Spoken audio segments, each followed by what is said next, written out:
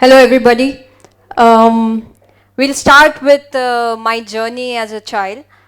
When I was going to be born, my mother's hemoglobin went down to 4. And we were in Gwalior in 93, and she needed blood transfusion immediately. And as you can know, there were not so many medical procedures to check the blood. So she was given the blood of a person who had hepatitis B. So my mother, who never had alcohol, who never had junk food, who never even touched onions, happened to have hepatitis B through a person who had. Some 13 years later, we came to know about the disease. So she was diagnosed of liver cirrhosis. And as you can see in the photo, there's a chirpy little girl. And all this that has happened is because of my parents. And in the next photo, you will see my mother. And you can see some resemblance between her and me and the chirpy confidence that we keep inside. So, as a subject to the theory of parenting, I would just like to suggest that my mother and father gave me an environment where I didn't knew what is the difference between who pays, who cooks, who sits on the center chair at the dining table, who picks up the meals, who picks up the plate after cooking. So that made me the person I am. Those pity issues never really bothered me. And they made me believe that the confidence lied inside me. The inspiration was inside me, that God was inside me. And I really thank them for what I've been able to do. And so it's a request to everybody who goes back home. Bring your child to a future where he sees only happiness, only freedom. He is not bounded by the pity issues that have centered our society. This is a photo of 4 of us. This is what happened. So we were waiting for me to turn 18 and we were going to have a liver transplant. Now, as easy as I may sound, I had to Google about knowing what liver transplant is. And it was scary. There was little information about liver transplant, and moreover, there was no information about liver donors. I saw an image of a guy with his father and a scar that was so big that it threatened me. And I thought that it's years ago, so obviously it will be much more advanced and my scar would be slightly lighter. So when I turned 18 and we had to go through a liver transplant, we moved across the country, went to each hospital that we could, and tried our level best to not go through the transplant because my mother didn't want me to suffer. Eventually, we had a discussion with my father, and it was not even 10 seconds when I said that yes. And you can choose what you want to do tomorrow, you can choose what you want to do in life. I went to something that I didn't know anything about. I didn't know, Google didn't know about it, so you can imagine we didn't know what we were getting into. And I didn't know what happens to me tomorrow and for the rest of my life. This is an image which writes, I've got guts, and really needed guts to do something like that. So we got inside the transplant, and the guy in the operation theater said, how are you doing? And the next day, after some 36 hours, I woke up, and it was a whole new different story. It was nothing that I had imagined, and all my courage seemed to broke down. And I remember that we did the transplant in Apollo, Delhi, and when I woke up, I was in the kidney ICU. So the liver ICU was supposed to be much advanced and much bigger. The kidney transplant is a slightly easier procedure, and liver transplant came to India very recently, so it wasn't as advanced. And I was put into the last room of a very, very long lobby. And when I woke up, I could see somebody bang opposite me, and everything else was shut. So it was like a very dark room with nobody, and I woke up in the middle of the night, I don't know the time, and I couldn't see a human being around. And I was in pain. I was in deep pain. And I had a morphine bottle here and a lot of wires across me. And I hadn't even seen my mother like that. I had seen my mother really sick, and she was in coma for 3 months. So I knew what being sick is. But suddenly I had wires here, there, and in my leg, and there was a mask. I wasn't able to breathe by myself, and I was literally scared. I wanted to touch the button and call the nurse, but I couldn't reach the button. I just wanted to sleep so that morning comes and I'm able to pass this night, but it didn't happen. I was so scared. The next day, my grandfather seemed to come and he asked me how I am.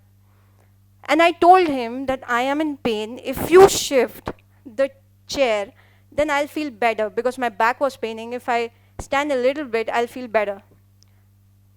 But he seemed to not understand what I was saying. And suddenly I realized that I was talking to myself. There was no voice coming out. So I was not able to move my hands, legs, but the worst was that I wasn't able to communicate to him that I was in pain. And then because they were not able to understand what I was saying, they gave me that button. And every time I would press that button, a lady would come, a nurse would come, and she would press the button on the morphine bottle. And there were bottles and bottles of morphine going inside me. Eventually, I decided I will not touch the button. Some months later, we decided that we have to start sitting, standing. And as a child, you might not remember how it happened, but I have learned it from scratch. I have learned how to sit, I have learned how to walk, I have learned how to run. And it means so much to me when I remember that my mother was in a very big lobby of ICUs. So there was an ICU, then there was a CCU, and then there was a CCCU where she was. And nobody was allowed to go there, except the donor, because I was the least who could infect her. So when I went there, and I was on a wheelchair, and she was on a stretcher, and this was what she wrote, and she couldn't write, obviously. But when I walked down the lobby, every single person knew about me. And the happiness that I had that time was unimaginable. I entered, nor I was able to speak, nor she was able to speak, but we had an eye contact. And it means the world to me what happened. So everybody said that I shouldn't go through the liver transplant, and I would like to tell everybody that it was meant every inch. Some months later, she passed away in June 2014. And as she was the binder of the house, eventually as God proclaimed it, our family kind of broke up very publicly. So my father separated, and my grandfather passed away, and my mother had passed away, and my sister got married, and we were left with two people in the house. And there was something very important that I learned, because I found a black diary of hers, which had so many things written in it. And she had things that she wanted to do in November, December, in 2015. She passed away in 2014, in 2017, how she would get my sister married. Everything was planned. Everything was bang planned, but nothing went according to plan.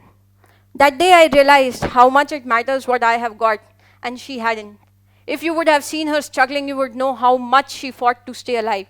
And she didn't get that chance, I did. So I embraced that, and I knew how I would live the next life I have. Every day after that, I knew what I wanted to do, and I decided I will give all my might to make it possible. I was lucky enough to meet two beautiful people, and they became my parents. And we became so close that eventually things started falling in place. My story also has an animated character. So we had an IP called Purple Turtle, just like Mickey Mouse. And some people told me, it's a very established business, what are you doing? Some people told me, this is just an idea, there's nothing to do, what are you doing? And I decided that I will work on it. And we worked hard. We worked very hard. We used to go to leads that we know will not work up at all. And we would go to important people. We would work at night, morning. We did whatever we could to make it rise. The good part is that now we have 14 preschools of Purple Turtle. It is in 25 countries with books. We have some content in 1,000 smart devices. And now we have the best of the animation series coming with the biggest distributor in the world in France. And we have a co-production between India, Ireland, France, and US. So I think I marginally did well. Some 1 year back, I and my father and my family were at a reunion, and we met somebody who told us about the World Transplant Games. I decided I was going to take part in it, come what may. To represent the country is a big deal, and I decided to move forward. I was a national swimmer, and I was into sports since childhood. So I thought I will be able to make it.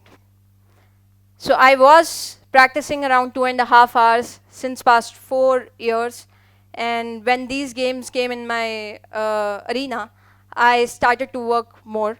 So I would get up at 5:30 in the morning. I would go to the academy, come back at 9:30, go to office at 10:30, come back at 6, and again go back to the academy, come back fully tired and exhausted to go back to the academy again at 5 o'clock.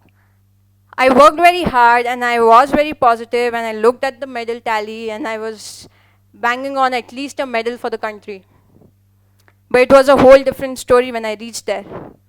There were at least 59 countries, more than 2,000 participants, everybody who had worked hard as much as I had, and they were with the best of trainers in the world, and it was way more progressive than what India had planned.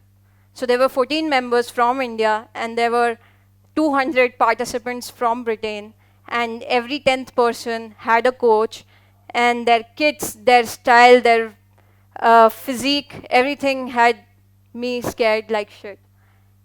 This is the inauguration ceremony where I went, and I realized that the magnanimity of the place is too huge to capture. So my schedule was that I had one event on the first day, which was a marathon, then there was a 4-day gap, and then there were 3 events in the matter of 2 days at the last. Now my first event was a 5-kilometer marathon where I came 6th out of 1400 participants. That meant I did marginally well, but I didn't take it as well as you guys have, and I was very scared. I was scared that I would not get a medal, and I had spent a lot of bucks for this, and I had spent a lot of hours, and I had committed myself to something, and I had decided that I will get a medal, but it was way more scary when I reached there.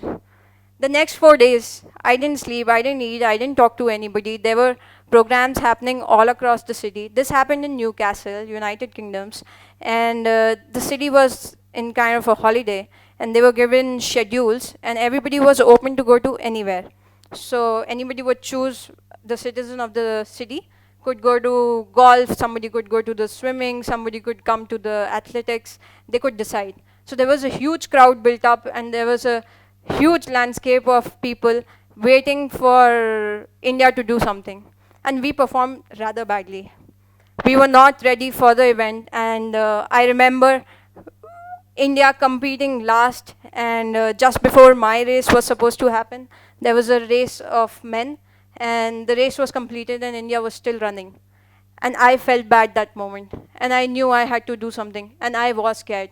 But I decided, with all the scare and all the fear and all the propositions that I have planned, I will still move ahead and bring one medal. Even a bronze is okay to me. I had the 100 meters on the last second day, and there were, I had already qualified the heats, and I knew the capacity of the participants, and I knew that Britain was doing really well.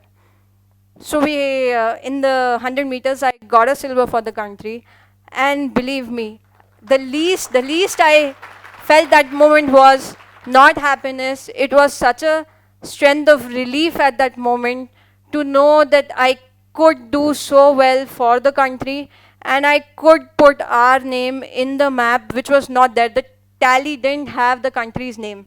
I put it there among 59 countries. The next day was something very great, and it's a whole new different story when Indians go outside. And if you know, there are people who look down to us. And I had a very similar story during my long jump. Long jump was built up of 6 qualifiers, 6 heats. There were 3 qualifiers and 3 finals. My first jump, so in long jump, the farthest you are and the distance you have to cover, the farthest will start first. So my runway was the longest. And I thought I'm going to screw it up because people are going to see the big runway and I might jump very slightly. So the first jump that I made was gold. And after that, there were 14 participants who were struggling to meet that gold. That brought in a lot of confidence. And there was the Britain lady who had got a silver yesterday, was trying to win over me in this game.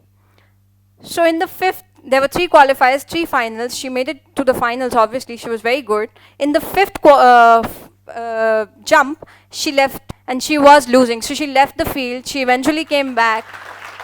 But that was the time that I won gold.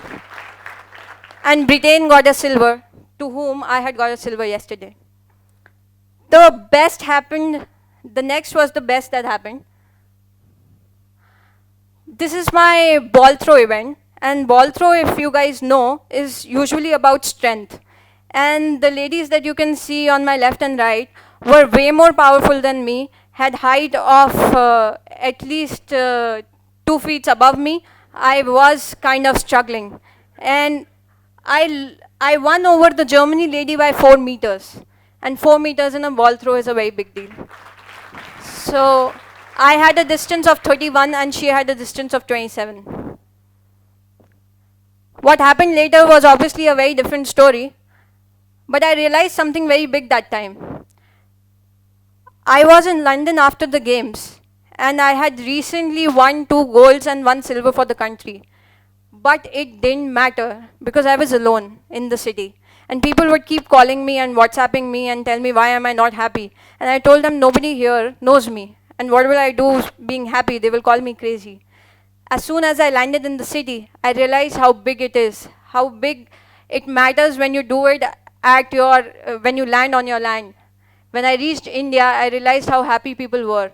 And I also realized a very important point, that people matter. You can be very happy inside, but you cannot live alone.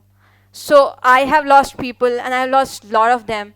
But at least I know the value people bring to your life and how much it matters. Those 5 people around you need your time. And I try to give that all the time, and I might not make it up. But I know, and I would like to tell everybody that keep people around you, because it doesn't matter. Whatever I have done, see, doing a transplant to these jumps, everything has happened out of love. Everything has happened because I wanted to make people around me happy. And that matters. Now today, I can proudly say that I am the world record holder for long jump and ball throw at the World Transplant Games. And I'm the only one in the country who's got 3 medals for India. Thank you.